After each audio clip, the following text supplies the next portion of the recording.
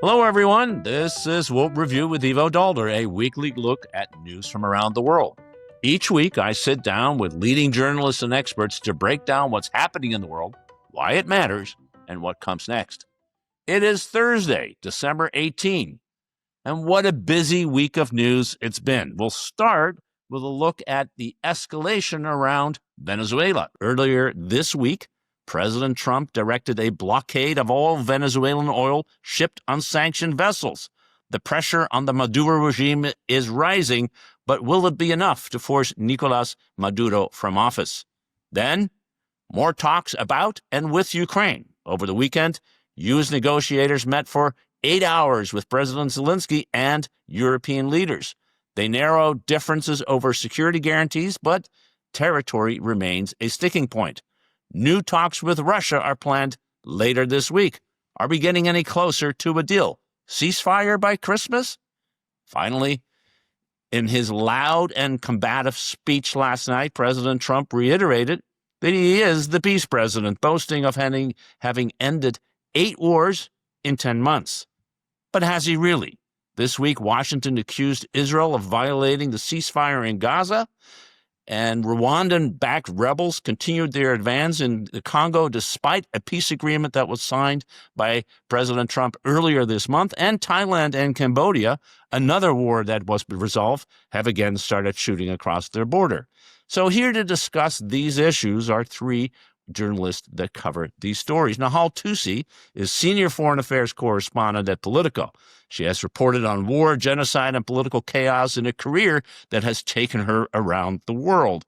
Her reported column, Compass, delves into decision-making of the global national security and foreign policy establishment and the fallout that comes from it. Hey, Nahal, great to have you back on the show.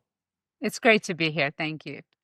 And Alex Ward is a national security reporter covering the White House and State Department for the Wall Street Journal, based in Washington. He previously reported for Politico, was a Pulitzer Prize finalist for coverage on the U.S. Supreme Court. Alex joins World Review for the very first time, but hopefully not for the last. Alex, great to have you. Happy to come on many more times. And Giles Wattell is deputy editor-in-chief of The Observer. He grew up mainly in Africa, studied history, and worked as a London Times correspondent in L.A., Moscow, and Washington. He was the chief leader writer of the London Times for 3 years and then joined Tortoise Media, which is now The Observer, in 2018. Along the way, he's written a few books, including Spitfire Women of World War II, Bridges of Spies, and perhaps the most fascinating of all, a biography of Snow. Good afternoon, Giles, who joins us from London. Hi. Good to be here. You know more about snow than I do in Chicago. Right now, there's no snow; it's just rain. So that's what we're having. Now, let's start with you. An oil blockade of Venezuela. You and your colleagues at Politico write this morning that the administration is confident that this squeeze will finally force Maduro out. But I think there are lots of questions, and you raise a whole bunch of them.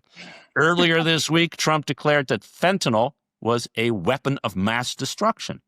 Yesterday, Trump said that Venezuela had, quote, stolen our oil and our land, and we're taking it back. So is this all about Maduro? Is it about drugs? Is it about oil?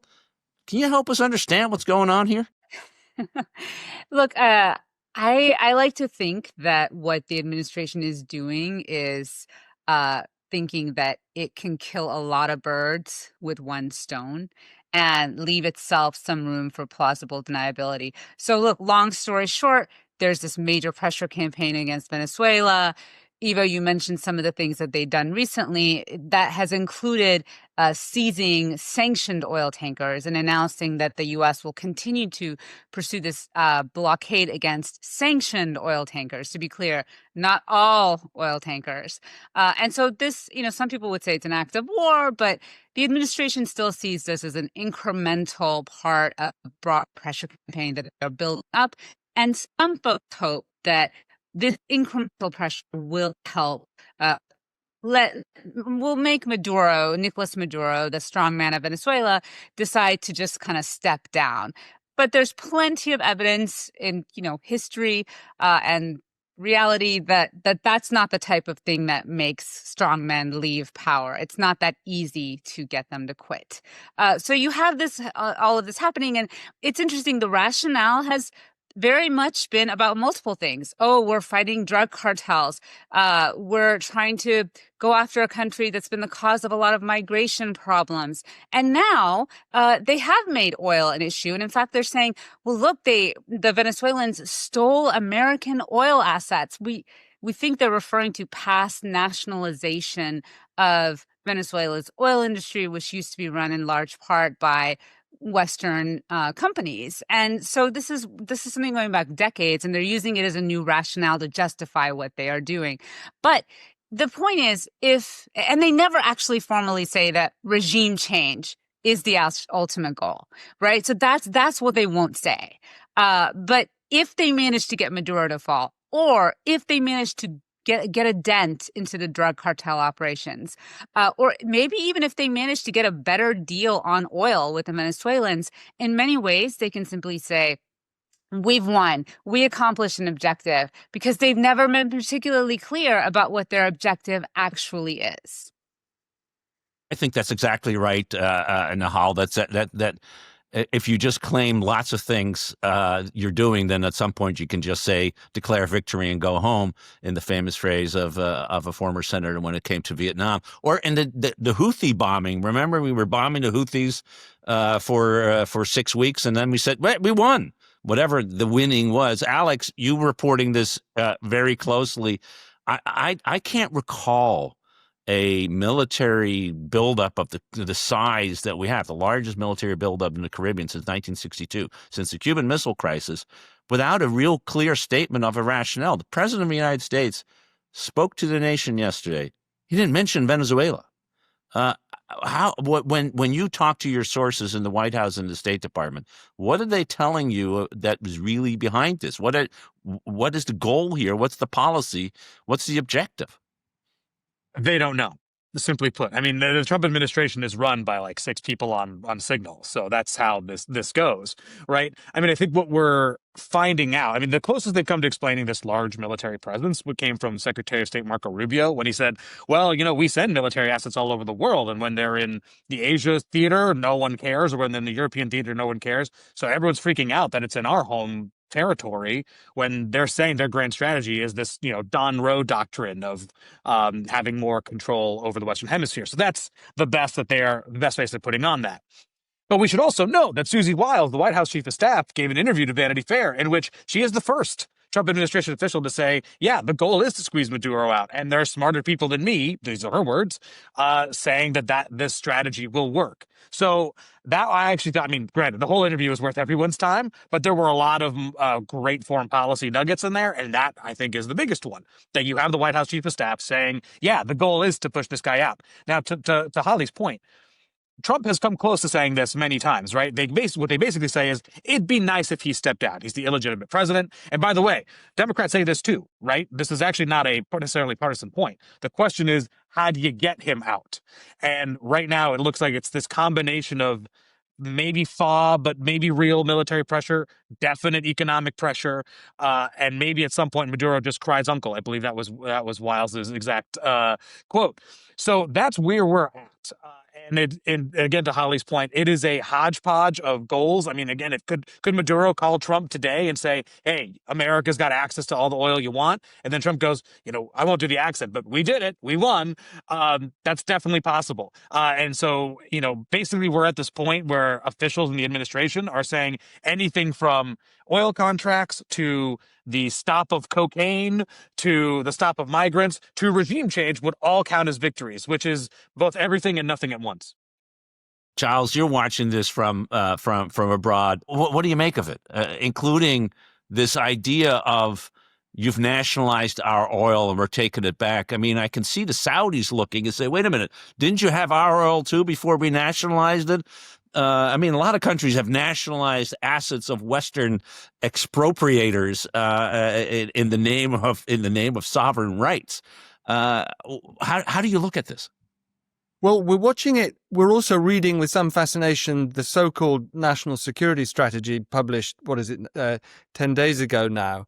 And to Nahal's point about the administration not being that clear, and Alex's, about its goals, if we're charitable about that strategy document, and we read the section on the Western Hemisphere, it talks about enlisting and expanding. And the expansion part involves hooking up is not the right phrase, is it? Cultivating new partners. And I wonder if there is an interesting subplot here in the woman who actually did win the Nobel Peace Prize, Maria Corina Machado, who escaped from Venezuela, showed up a little late for the prize ceremony, but in remarks there in Oslo accepting the prize, they could have been written or scripted by the administration. She was talking about a country taken over by cartels, 60% of the people somehow controlled by them. I mean, this is exactly the kind of script that the Trump administration would have approved of. And if your goal is regime change, you presumably need a replacement candidate. So I'm just interested to know from you guys who are in the Western Hemisphere, is she the one? Hal, is she the one? My understanding is that the administration has mixed feelings about Maria Corina Machado. So she might think she's the one. That doesn't mean she's necessarily the one they're going to go with. I think their objective, it's not a formally stated objective, despite what Susie said offhand in this Vanity Fair interview. But despite that objective, the idea is get Maduro out. They don't seem to have really thought beyond that. Does that mean leave some of his cronies to run things? There's a lot of questions, I think, about whether they would go with Maria Corina Machado and her people. But the opposition that she leads does have a plan for an aftermath of a Maduro ouster. And so it would be foolish for the administration not to be talking to them. And they are talking to them. And, looking at what they're doing, and my understanding is the discussions, the administration has been pretty surprised at how extensive the opposition's planning is. One last point on the national security strategy. Yes, it does say the Western Hemisphere is the number one priority, which has made me think these troop deployments, right? Right now we're thinking, my God, there's so many American troops now in the Western Hemisphere, in the Caribbean. How much is this costing us, et cetera, et cetera? But if you think about what the national security strategy is saying, well, then maybe this is just going to be our global force posture going forward. I mean, maybe this is it, right? This could be just a permanent thing. No, I think there's a lot to be said, and we can get pretty nerdy and wonky here. But the Washington Post had a very, very interesting story about changes about the Unified Command Plan, which is how the United States organizes its senior military. And really, that saw the world divided into three different sectors. One is the Indo-Pacific, which is the U.S. has a unified command in the Indo-Pacific called Indo-Pacific Command. But the second was the merging of North and South Com into an Americas Com, which is sort of the Western Hemisphere, which makes actually a lot of sense, by the way, when you think about it. And the third was to take all the rest of the world and put it into something called International Com, including Africa, but importantly, Europe and the Middle East. And put that under a 1 4-star general. And that sort of fits with the national security strategy of saying our most important areas in the world are the Western Hemisphere and the Indo-Pacific, and the rest of the world we either don't care about or they should take care of themselves, something that most Europeans, I'm sure, are really pleased by, Giles, given how they think about it. So you comment on that, but also on sort of this more general thing. Is there a sense here that the United States is retreating not from the world, but from Europe and Africa, and to some extent the Middle East, and redeploying to the Western Hemisphere and the Indo-Pacific, and that this is just another sign of that? It's a very powerful sense of that, and I'm sure we'll speak about it more in relation to Ukraine. It was all trailed in February at the Munich Security Conference by Vice President Vance. The national security strategy and, constant postings on Truth Social and X reinforce the impression given there of complete contempt for the European project. run out of patience with European partners in the security challenges of Europe presented by Russia in Ukraine. And if we park for a moment partisan politics, of course, 2 points. First, the point that this administration is making echoes those of previous Republican and Democrat administrations, that Europe needs to take more responsibility for its own security. And second, that is a good point. It's 80 years after the Second World War, 500 million people, 27 rich countries, 28th anchored off the coast, also quite rich, plenty of armed forces, plenty of what I believe you call IRS capacity. Ivo, we've spoken about this, intelligence, reconnaissance, and surveillance, if only it could be coordinated and used together. And the arguments now for relying on the US are flimsier and flimsier, and would be even if you didn't have an administration that was making it very clear that it will remain engaged only on sort of strictly contractual terms.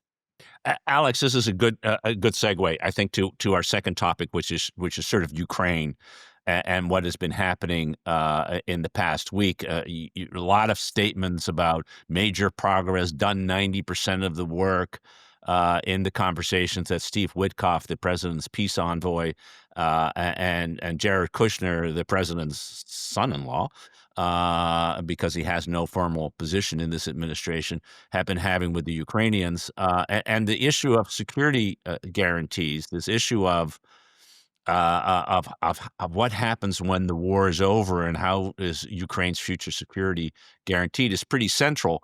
And it's playing out against this background of how credible is the United States' commitment to the security of Europe generally, let alone the security of Ukraine. So bring us a little bit up to date on what has been the discussion that is going on, and how serious do you think we are getting to the point of, maybe we're getting a deal here? I mean, I think if you're talking about in terms of the negotiations, we're at the closest point of getting a deal as we've been, but we're actually still far apart on the actual big thing of getting a deal. So, but let's unpack that, right?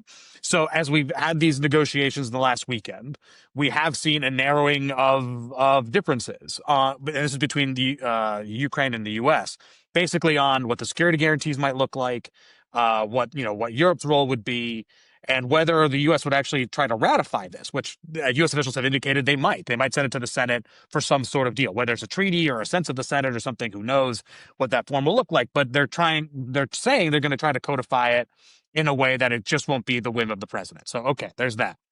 The bigger issues seem to be two things. One, as you noted earlier, territory.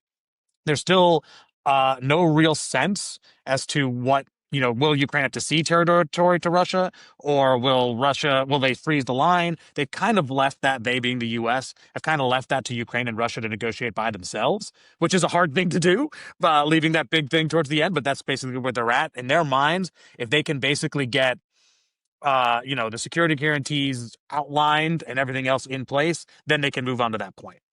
And the security guarantees, we should note, right now seem to be something along the lines of European forces and American involvement, maybe forces providing a kind of oversight or mechanism or verification system to make sure that neither Russia or Ukraine violate the war anymore, or violate the agreement, and maybe some other things as well, including some economic and diplomatic support.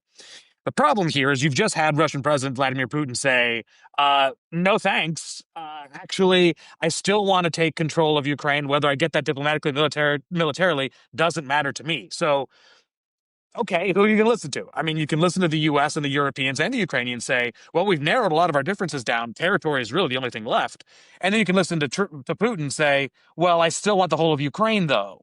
So we're, fine, narrowing of differences on the deal, but still very, very far apart on the actual issue of ending the war. I think you put it exactly right, that there is narrowing of differences between the United States and the Ukraine, which is important because those differences were large.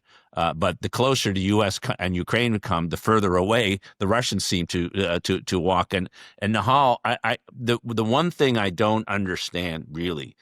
I do, but I don't. But or maybe I do. But I want to get your take on this. is what makes the administration convinced that the deal that they are putting together with the Ukrainians will be acceptable to the Russians. On the one hand, they're saying NATO membership is completely unacceptable, but NATO-like NATO-like security guarantees, which is NATO without membership. Put it in those terms, that would be perfectly acceptable, and we'll get the Russians to bite in. Why are they so confident that they could actually get the Russians to go along and end a war that the Russians have had no indication at any time that they want to end before they have achieved what they want to achieve? So, look, as an analyst, I would say it's because they're profoundly misreading the Russians.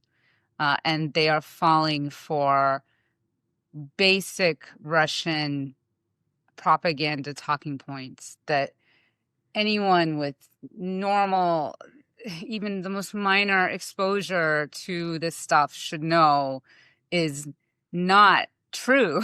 Like, I mean, it's just so strange to me that they think that Putin is in this for just a chunk of territory, when it's not really about land for Putin. It's about power. It's about control. It's about restoring the Soviet Union. This is a dream he's not going to give up on, even if he takes a pause for a while.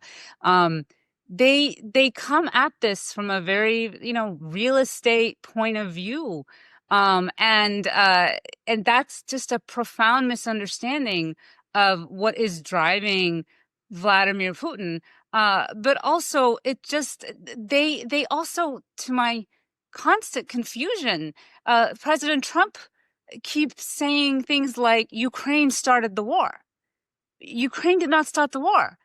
I feel like they don't, and I think they talk to people around Putin who make them promises, like Kirill Dmitriev, etc., about, oh, we'll work together and our economies and we'll make money together and all this stuff that Russia could have done in the past, but it didn't do. I mean, for decades, the Russians had years and years and years to develop their economy beyond energy, and they didn't really bother, to be frank. They just, this is like, in the past, when the U.S. has tried to cooperate with Russia on everything, counterterrorism to whatever, they just have not been the partners that the U.S. wished that they were. You hear this from U.S. intelligence officers, et cetera, who've dealt with the Russians, and they're like, this is just not a government right now that we can trust. But the Trump people, perhaps because they've had in the past dealings with Russian oligarchs and stuff, they see dollar signs instead of knowing history. So this is, I don't know, maybe I'm being a little too philosophical on this, but I just think there's just a profound misreading of what the Russians are, of what the Russians want.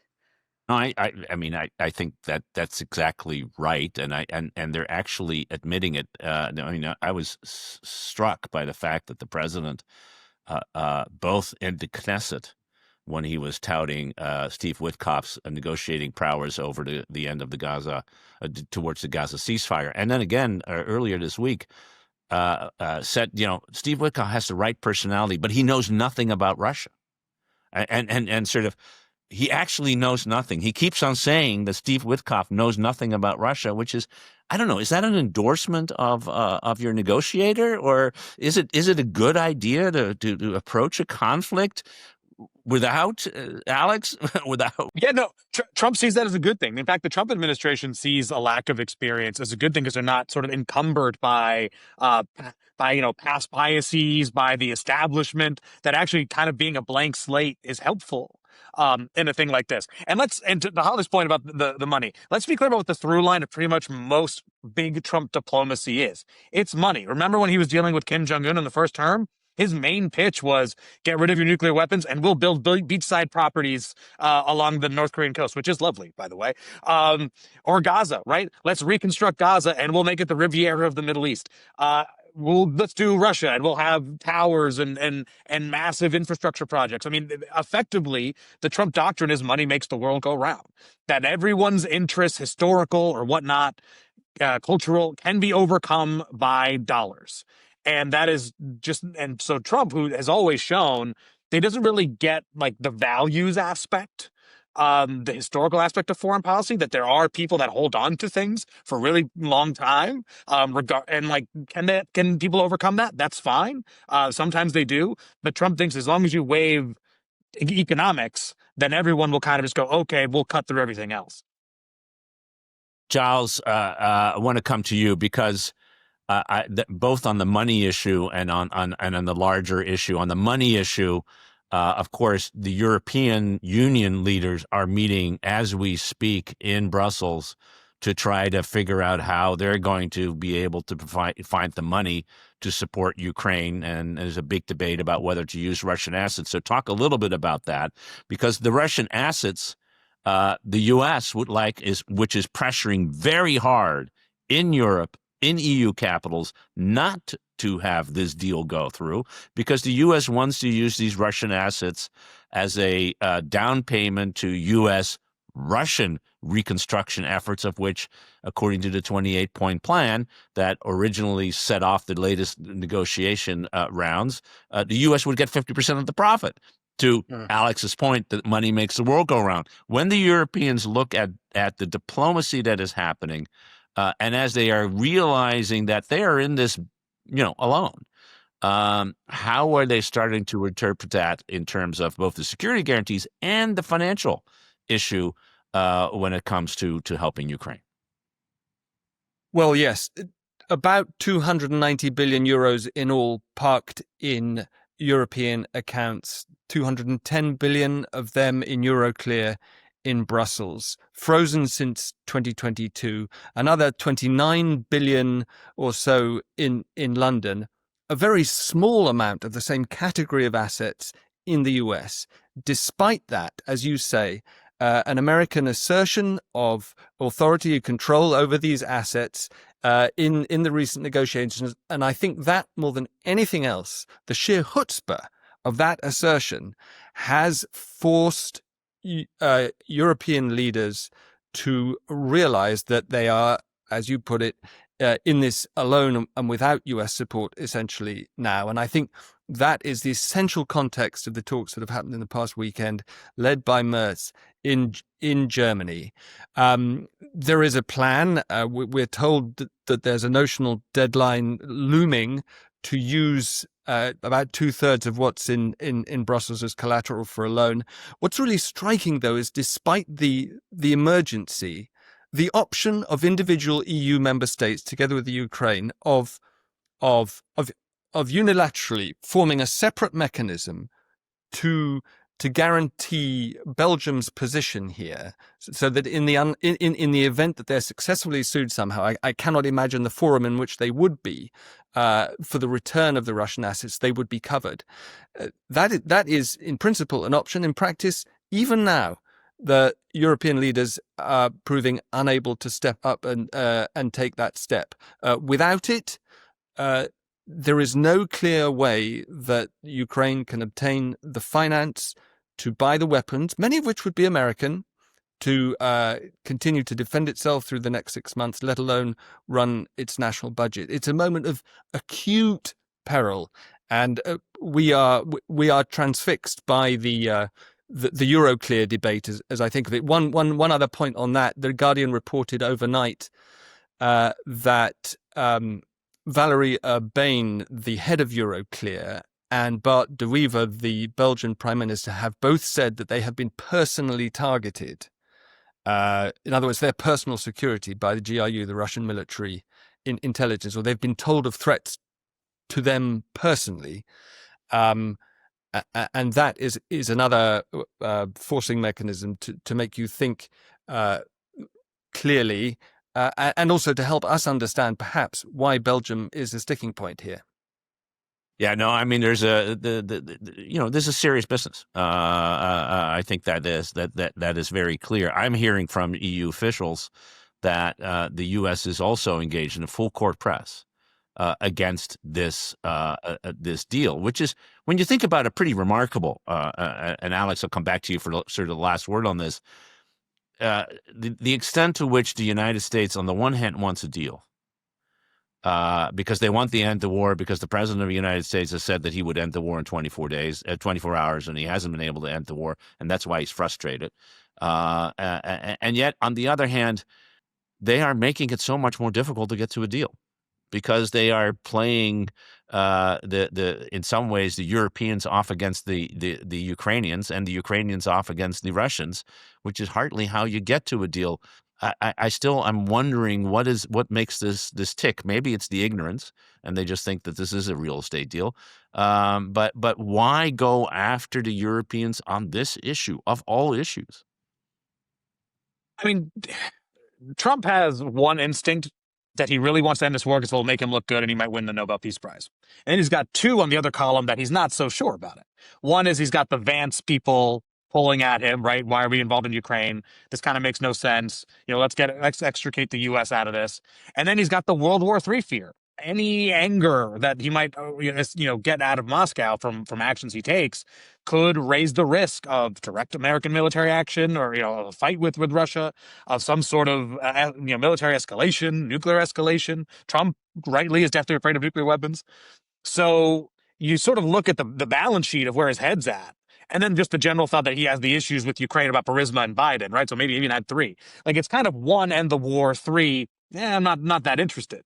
And so you can sort of start to see why they don't want to push too much on Russia, because they're worried about World War III. You can see why he's not doing a full court press, because he's worried about what Vance and others might say, plus his own base. And then you've just got his own, focus on Western Hemisphere, et cetera, et cetera.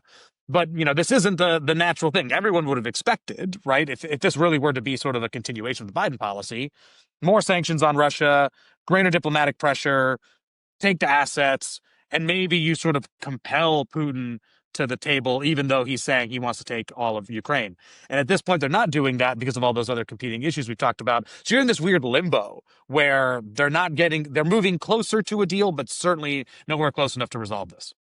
So that's a great way to segue, I think, to our last topic, Giles Wattell, which is the issue of the president of peace. And there's no doubt that he values this idea of being the chief peacemaker. He keeps on talking about it. Unfortunately, the months keep running, and the number of conflicts he solves are not increasing. So it used to be 6 wars ended in 6 months. Then it was 8 wars ended in 8 months. Now it's 8 wars in 10 months, but it includes the Middle East, which no one has done in 3,000 years, which he said yesterday too. Just first of all, help us understand, not why this is important. I think we know why it's important to him. One, he wants to be seen like this, and two, he would like to get the Nobel Peace Prize. But how does he approach the ending of the wars? How real is this? Not only in the specifics, but in the general way. Is he ending wars, or is he there when a ceasefire happens to happen, and he shows up for the signing? He's using some levers, but he is not using any of the conventional tools that you might use for conflict resolution. Let's take 2 of the 8 conflicts, half a world apart, but one simple lesson in conflict resolution: it's not easy, and the longer the conflicts have gone on, the harder it tends to be. So on the Cambodian-Thai border, there was a 5-day war in July, and a ceasefire brokered by Trump with the help of some strong arming with the use of tariffs, but it wasn't signed until October, and it's already fallen apart. You've got landmines going off in this disputed territory between the 2 borders, and the Thai Air Force launching airstrikes. At latest count, nearly 1 million people displaced at the border. It's not the kind of situation that you can describe as one where Trump or the Trump administration has brought peace. The second one in the Eastern Democratic Republic of Congo, which I haven't been to, but from any casual study, is a really important part of the world in terms of rare earths, in terms of critical minerals.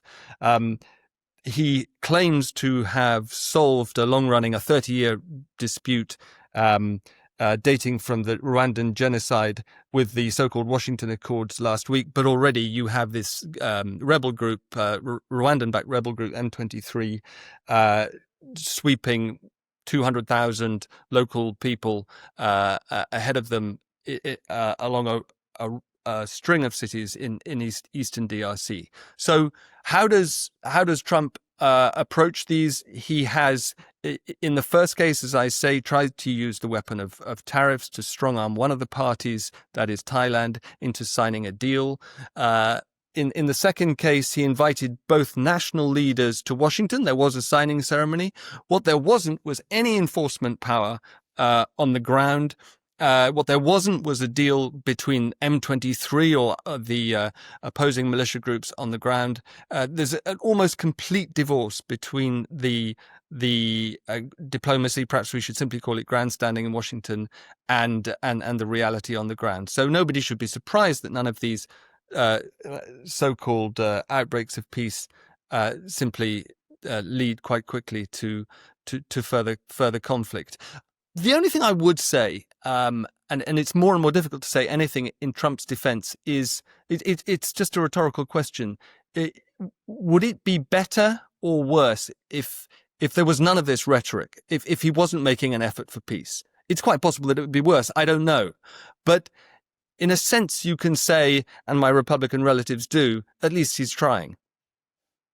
Yeah, I mean, Nahal, I think that's a fair point. He is trying. I mean, he may be trying for his own personal reasons, but he is trying, and in some ways, in some places he's getting some progress, whether it's late or nothing. Gaza, particularly, we do have a ceasefire.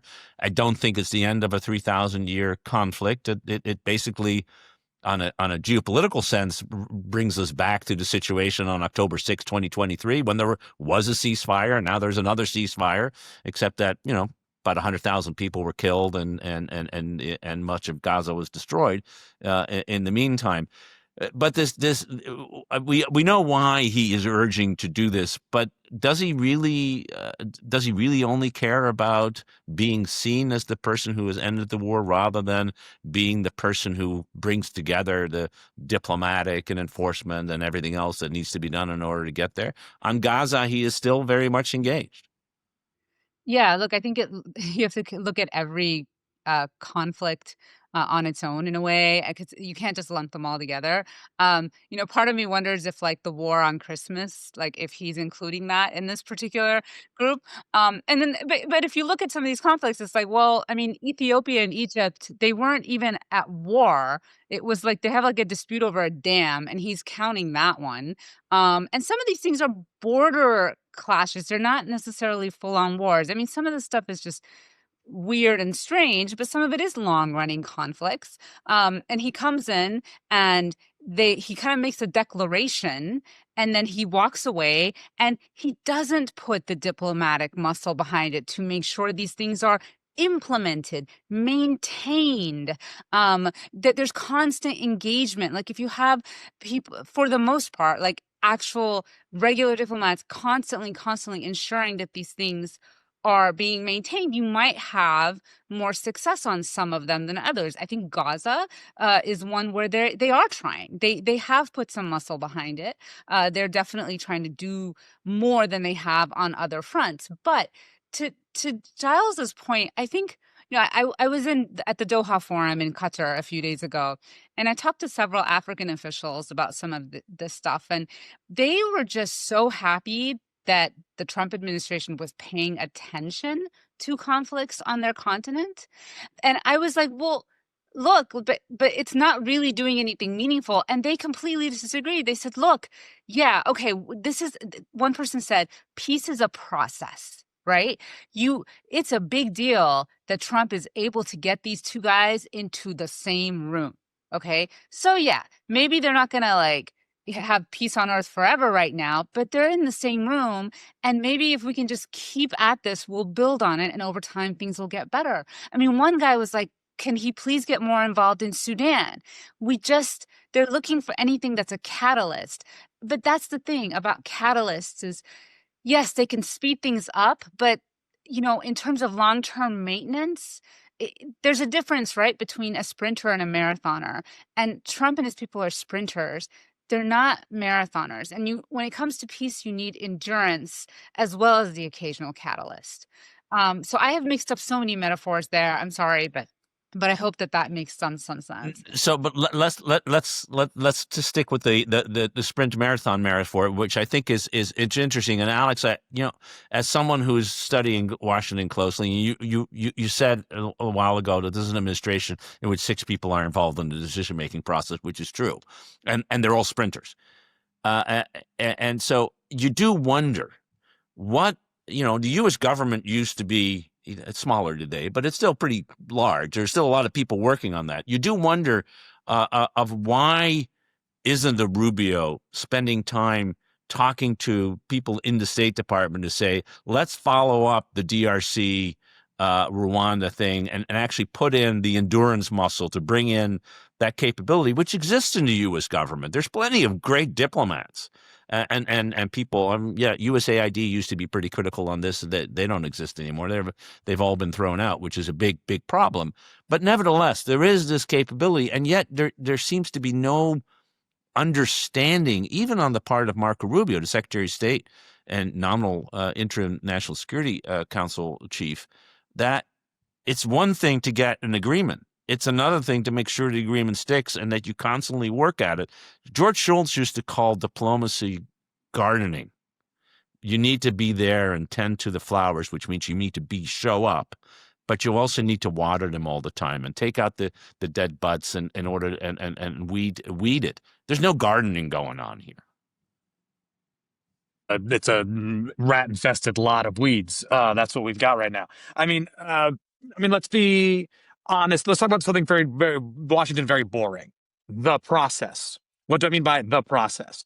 This large interagency, intergovernment discussion between members of multiple departments, bureaus, etc., where they get into the granular details about how a foreign policy is going to work. And then you go from the bottom up. Sometimes it goes to the president for decision. Sometimes it's lower than that. But it gets everyone on board about what they're trying to do. There is almost quite literally none of that now. When I said there were 6 people running the government, I meant it not in terms of decision making. I meant in terms of running the government. Like, there are people at the State Department, at DOD, elsewhere that work on these portfolios that have no idea what is being discussed in the Oval Office, what is being discussed on the 7th floor of the State Department, what is being discussed on the E-ring of the Pentagon. They have no clue. And so when they are then occasionally asked, can you guys help with this? They are starting from scratch. They've not been brought in from the beginning. So you mentioned, there's a large government out there. There's a lot of expertise out there. And folks just don't even know what to do, how to be involved. And then you talk to the White House about this, and they say, it's not just that there's a lack of process, it's that it's by design. They don't want these people involved in the decision making. They think they're the deep state. They think that they are going to counter program, that they're going to actually go against what Trump wants. They say Trump's the elected leader, this White House are his people, and that's who needs to run things and leave these guys out of it. So this is all of the problems they're having outside of the fact that, they've started the end with diplomacy, get a piece of paper on the table, have them sign, and then fill in the rest of the details. They're not just not filling in the details. They don't want the details filled in. They think they're doing it just fine, and all those other guys can be left out on the margins. Giles, I talking to diplomats and everyone else, I think this is exactly what they see. They have nobody they can talk to.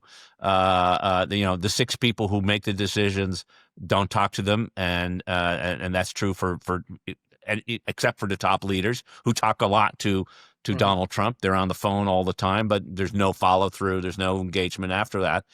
How does a government, whether it's in London or in Brussels or in Paris or in Berlin or indeed in Ukraine, how do you deal with this and how do you move on? Keir Starmer, the Prime Minister over here, the lesson he's drawn is you focus very, very tightly on the personal relationship, and you muster as much sycophancy as you can on the phone with the man who you do speak with, who's the president.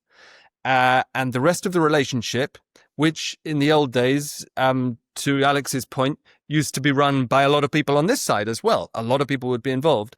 The rest of the relationship has to follow their lead if they can keep up. But it is shrunken to this tiny sinew. By the way, we don't have an ambassador even in post for other reasons in Washington at the moment. But as I listen to Alex's all too plausible analysis, I also think back to that national security strategy document, which begins with, to its credit, a pretty clear statement that this whole thing, if you don't read the 33 pages, if you just read this page, it is based on American interests, and the rest of the world, it's not go hang, but its chips can fall where they may. So if those 6 people can define their version of U.S. interests and a vision of America's place in the world based on them, and everything else goes to, how can I put it politely, chaos, they won't mind too much. Let's leave it there. I think chaos is okay. Turns out, I think that is probably a good way to think about this administration.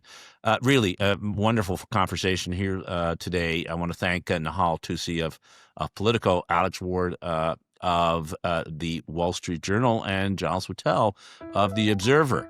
Thanks for your insights, and really looking forward to having you back soon. And thank you for listening. World Review is a Belfer Center for Science and International Affairs podcast from Harvard Kennedy School. This week's episode was produced by Tectonic Video. I am Ivo Daalder, and a programming note, we're taking the week off next week. We'll be back in the new year. Until then, have a wonderful holiday and a great beginning to a new year. Have a grand week, everyone.